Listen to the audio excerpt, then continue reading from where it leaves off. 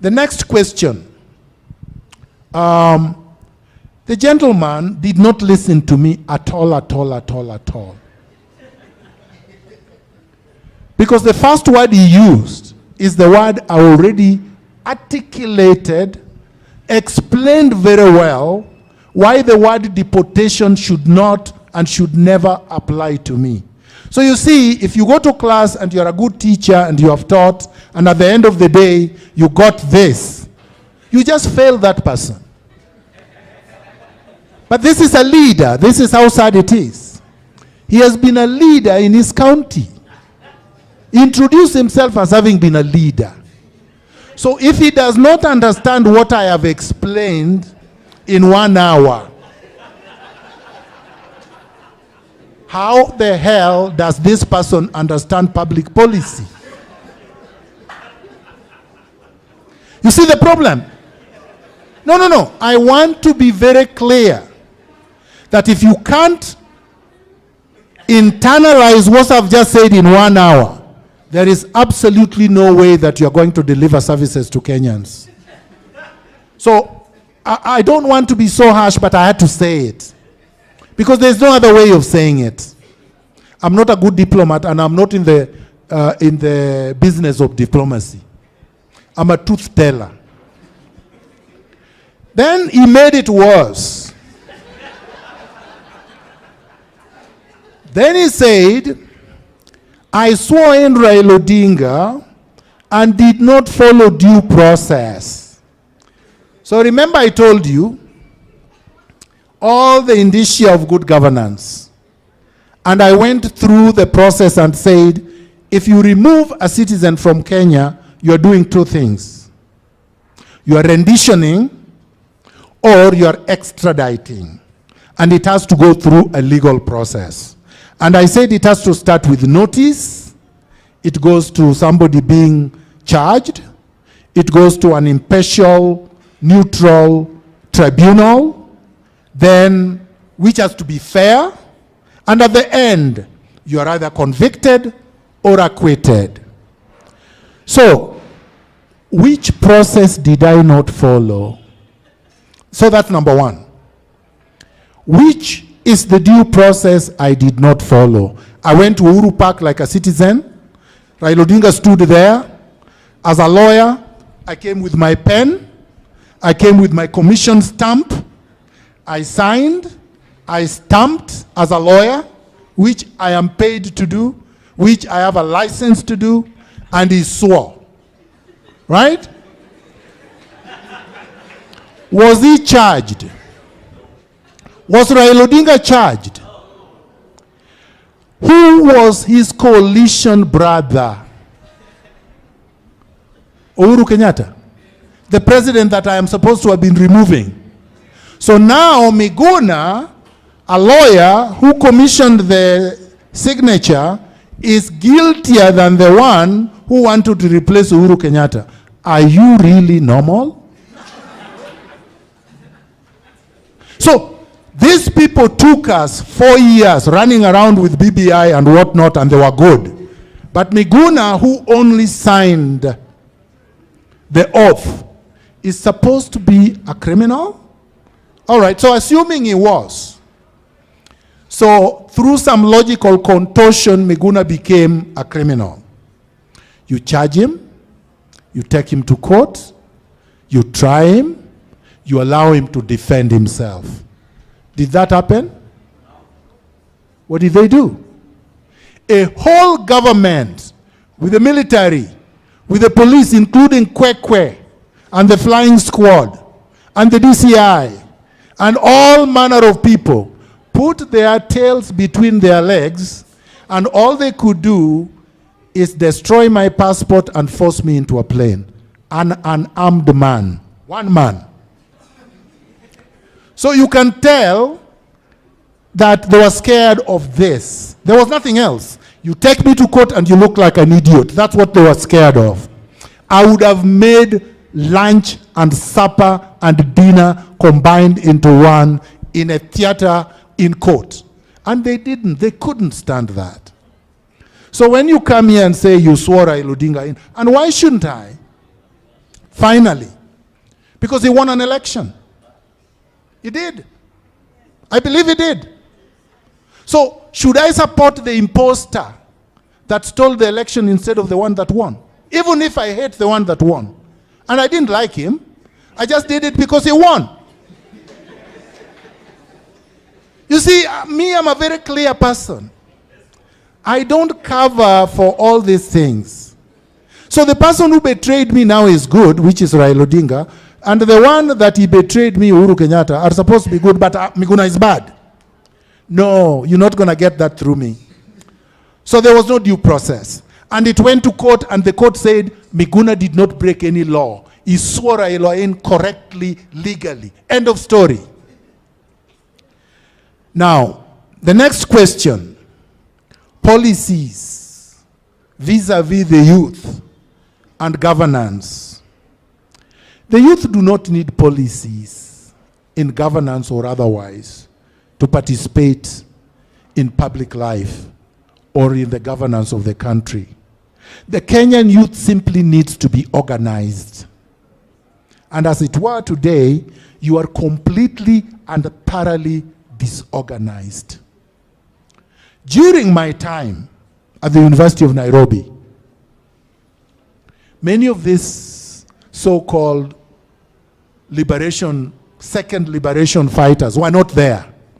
They had curled their tails between their legs, and they were either eating with KEMU, or some of them were in jail. Who struggled against one-party state? Two groups of people, no other.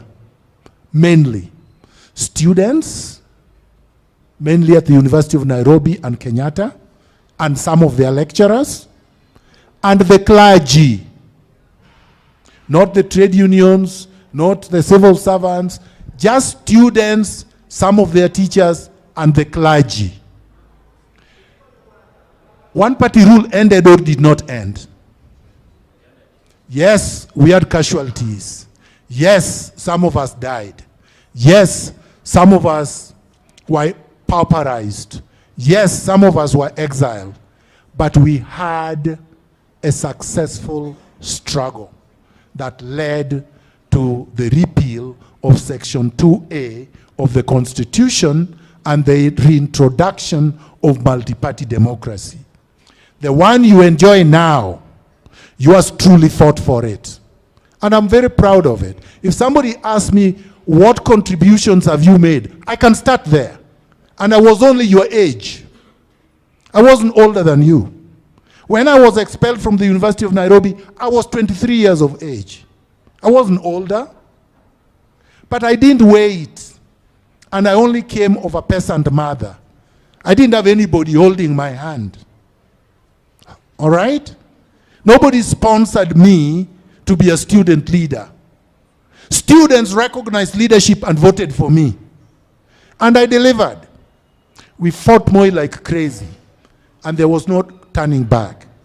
That's what the youth of Kenya must do. There is no excuse. Policy will not make you anything. Policy is just something written on a piece of paper. Next one. That Miguna participate in through social media handles, other means beyond that. So, a good question, but unfortunate. So Miguna was exiled from Kenya by force using guns, and you saw it. The last time I regained consciousness in Dubai. Basically, they came, wrestled me to the ground, injected me with sedatives, and I passed out. I only woke up in Dubai, and I asked, where is this? Oh, that you are in Dubai. So I knew, right? So I'm taken out, and I've been trying to come back for 4 years and 6 months, and they have blocked me from coming back. What else did you want me to do? Honestly, if you're using your brain. I'm in Canada. It's more than 5,000 miles away, 10,000 miles away. The media is controlled and throttled by the same people. All right? S.K. Macharia the chairman of Azimio, heads the Royal Media Group and Citizen, right? The Moi family owns KTN and the Standard Group, right? Azimio still, right? Uhuru Kenyatta owns Media Max with everything else, including the Nation Media Group, including K24. And then you tell Miguna, what other means other than social media? So, was I supposed to turn into osmosis?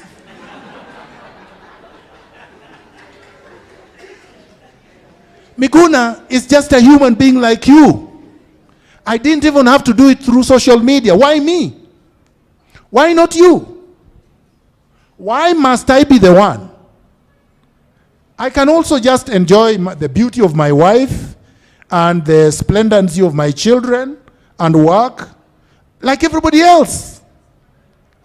So when you're talking about me, you have to say, he's a human being just like me. Is he doing less than me or more than me? And if I'm doing more than you, then you are failing, not me. Because if you did like me, this society would have changed already. So that's number one.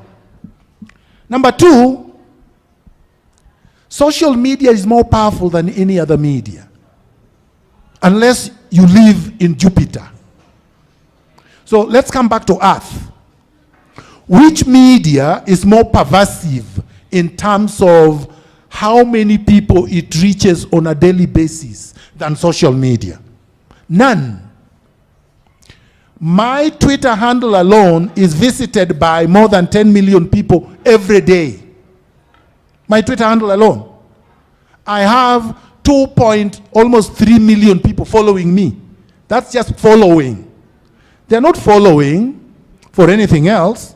They're following to read what I have to say. It's larger than KTN.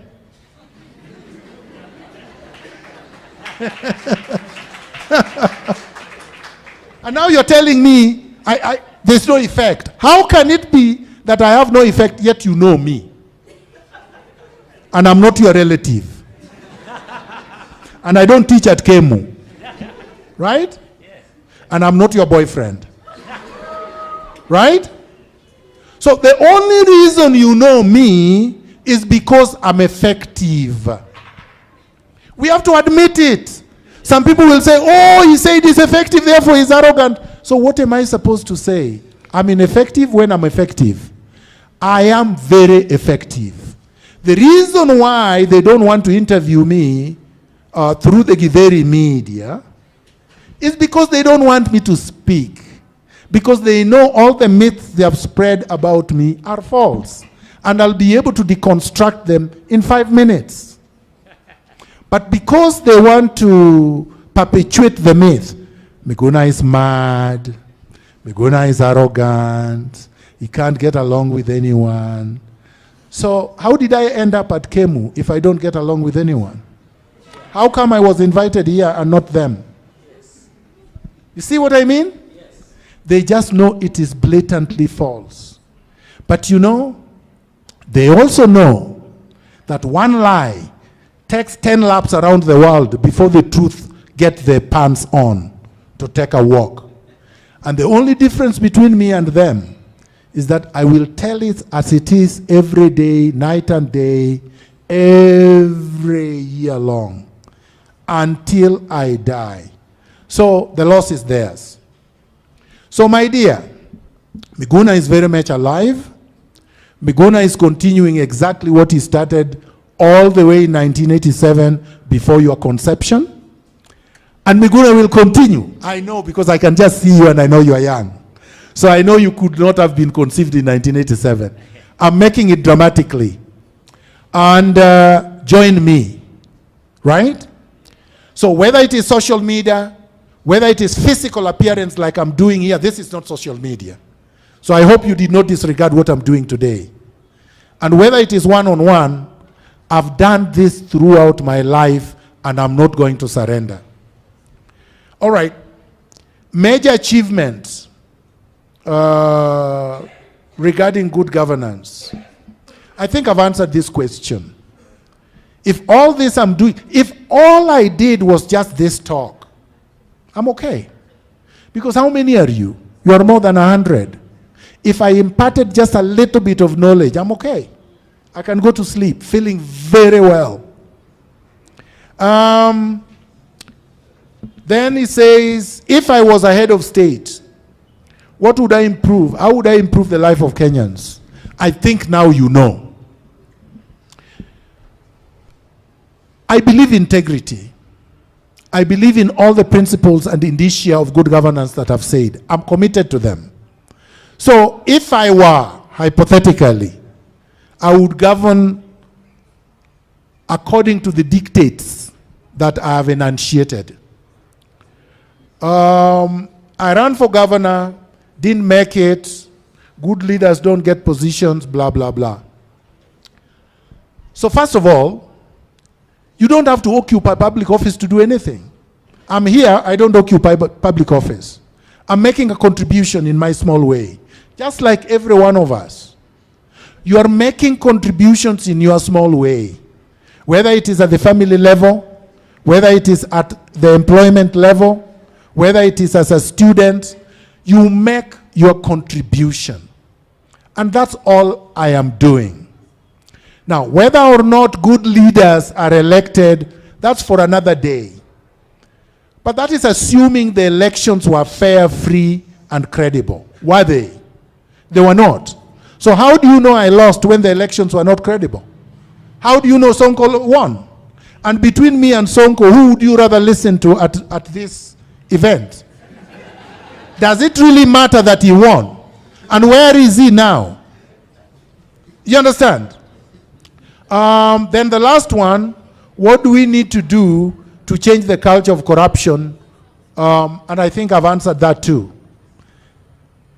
Play your role, do your part, organize, and live according to the dictates of what I've gone through. If you did that, even if you achieve just a little bit, I think we should all be okay.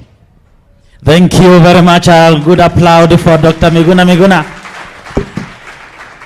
Thank you, sir. Now I can allow you to have a seat so that we can proceed with the program. Asante sana. Thank you. Yes, thank you. Come and give me when I'm taking a photo. Kindly. Yes, you're giving me blessings as I continue. A nice photo. Thank you. That's the beauty of being an MC. Asante. Thank you.